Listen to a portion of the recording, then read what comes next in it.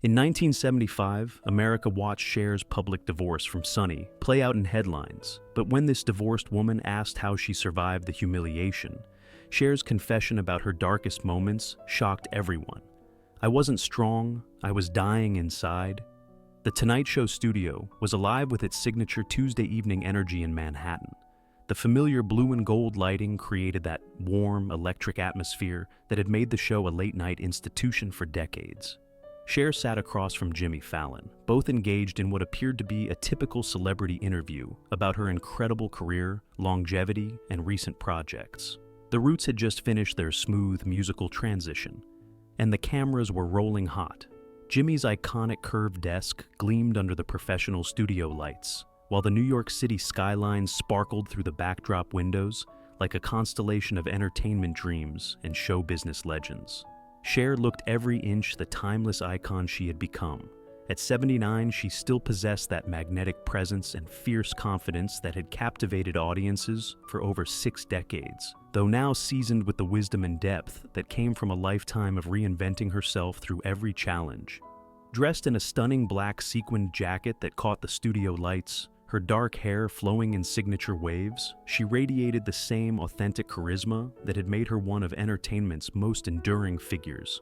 "So Cher," Jimmy said, his animated gestures punctuating every word, "you've had one of the longest careers in entertainment history.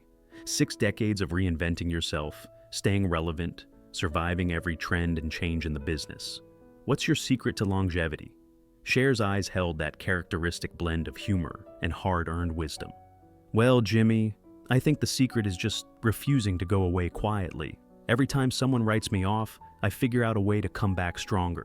Whether it's music, movies, or just life in general, I don't give up easy." The audience was clearly mesmerized by her presence and candor, several older fans in the front rows leaning forward with obvious admiration and respect for this living legend. "And speaking of coming back stronger," Jimmy continued, "your partnership with Sonny Bono was such a huge part of your early career. Sonny and Cher were America's sweethearts in the 60s and 70s. How did that experience shape who you became as an artist and as a person?" Cher's expression became more thoughtful, more reflective. "Sonny was my teacher, my partner, my first real love.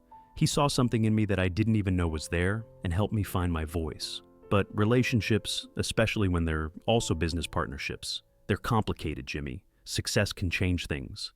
The conversation was flowing naturally, touching on her musical evolution, her acting career, and how she had navigated the challenges of being a woman in the entertainment industry across multiple decades.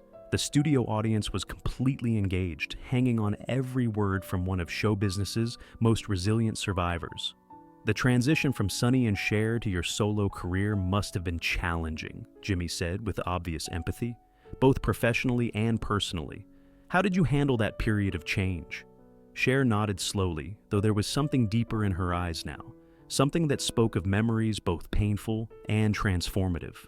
"You know, Jimmy, people see the glamorous side of show business, but they don't always understand that when your personal life falls apart in public, it's not just your heart that breaks, it's your whole world."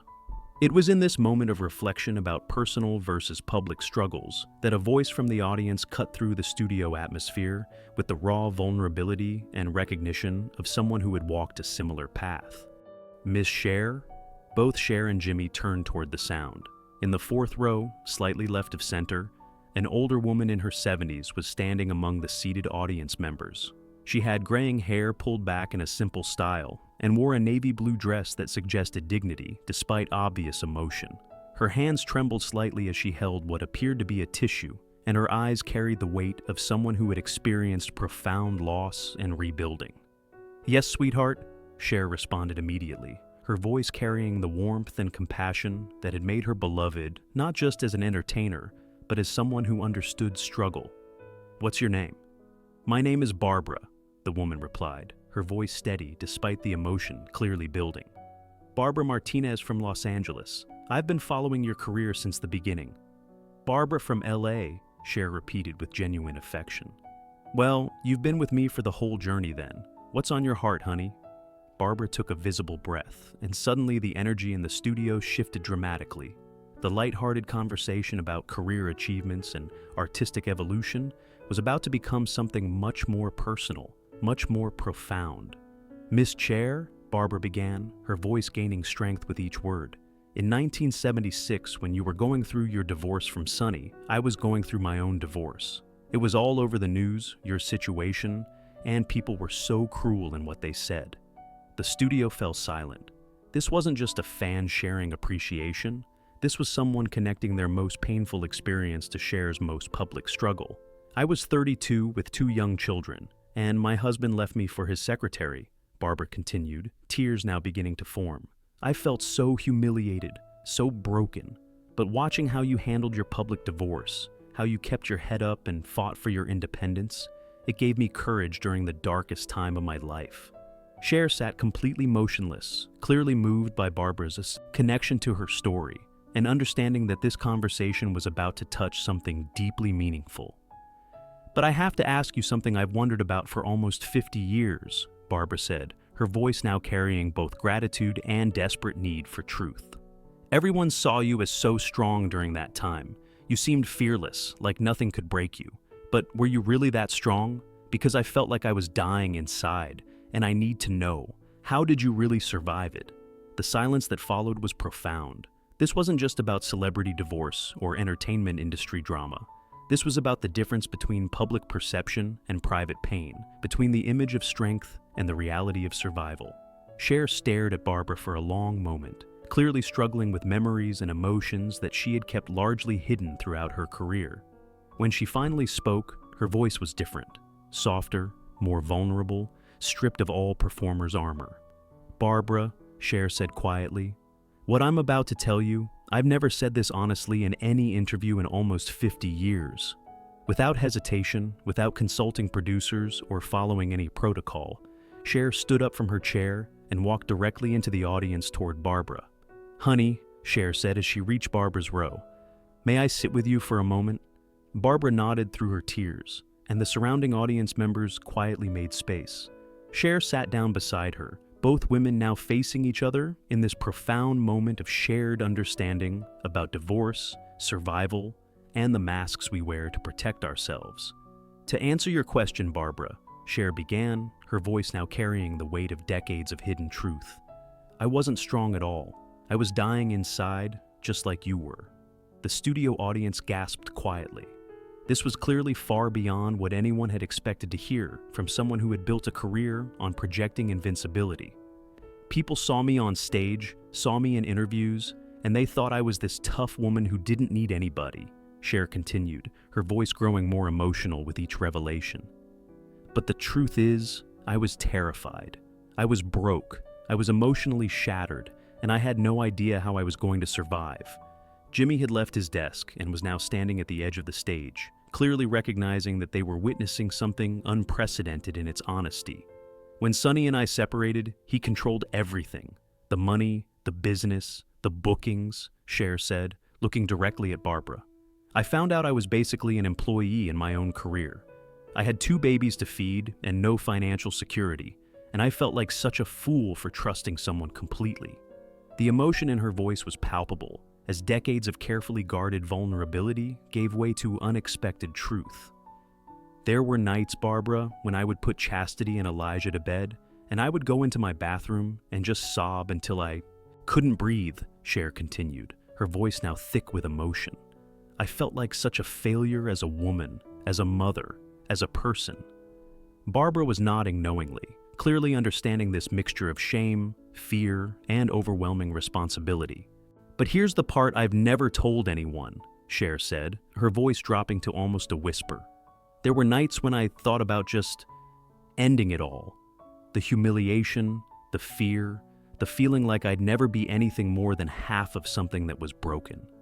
It felt impossible to survive." The studio was completely silent, except for the soft sounds of people being moved to tears by this unexpected revelation. "What stopped you?" Barbara asked gently, her voice full of understanding and compassion. Cher reached into her jacket pocket and pulled out a small, worn photograph. "This," she said, showing the picture to Barbara and the cameras.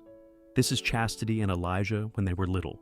I kept this picture with me every day during the divorce because whenever I felt like I couldn't go on, I would look at their faces and remember that they needed me to be stronger than my pain. She placed the photograph in Barbara's hands. I want you to have this, Barbara, because you did the same thing I did. You survived for your children, and that makes you one of the strongest people I know. The audience began to applaud, but Cher held up her hand gently. The truth is, Barbara, I didn't survive that divorce because I was fearless. I survived because being afraid was a luxury I couldn't afford. My babies needed food, needed a home, needed their mother to figure out how to build a life from nothing. Barbara was crying openly now, but her tears seemed different, not just pain, but recognition and validation. And the public humiliation part, Cher continued. Every mean thing they wrote about me, every joke they made about my marriage falling apart, I had to let it wash over me because fighting it would have taken energy I needed to rebuild my life. Jimmy, his voice thick with emotion, addressed both women. This is incredible. What you're describing, the strength it took to survive that kind of public and private devastation, that's real heroism. But Cher wasn't finished. She began removing her sequined jacket. Barbara, she said, draping the jacket over the woman's shoulders. This jacket has been with me through performances where I pretended to be invincible. Tonight, it goes home with someone who knows that real strength isn't about not being afraid. It's about being afraid and doing what needs to be done anyway. Barbara, now wearing Cher's sparkling jacket, looked somehow transformed, not by the garment, but by the recognition that her survival had been witnessed and honored. And Barbara, Cher continued, I want you to know that every woman who's ever been left, who's ever had to start over with children and no money, who's ever felt like the world was watching their life fall apart. You're not alone. We're all just doing the best we can with broken hearts and strong wills. She turned to address the cameras directly. To any woman watching who's going through divorce, who feels like everyone's judging you, who wonders if you'll survive the humiliation and fear, you will. Not because you're superhuman, but because love for your children, love for yourself, is stronger than shame. The show ended differently that night. No standard closing monologue, no promotional segments. Just Cher and Jimmy sitting with Barbara as the credits rolled, three people connected by the understanding that sometimes the most powerful performances happen when we stop performing and start being human. When the episode aired 2 weeks later, it became one of the most watched Tonight Show segments in the show's history. The hashtag #WashShareTruth trended globally as millions of viewers shared their stories of surviving public humiliation and private pain. Barbara became an unexpected advocate for divorced women and single mothers, speaking at support groups about recognizing that survival itself is strength. Cher never spoke publicly about changing her approach to discussing personal struggles, but those close to her noticed something different. In subsequent interviews, she began acknowledging the costs of maintaining a strong image while dealing with private pain. And every time someone praised Cher for being fearless, she thought about Barbara Martinez. And the night she finally admitted that courage isn't the absence of fear, it's being afraid and choosing love over preservation.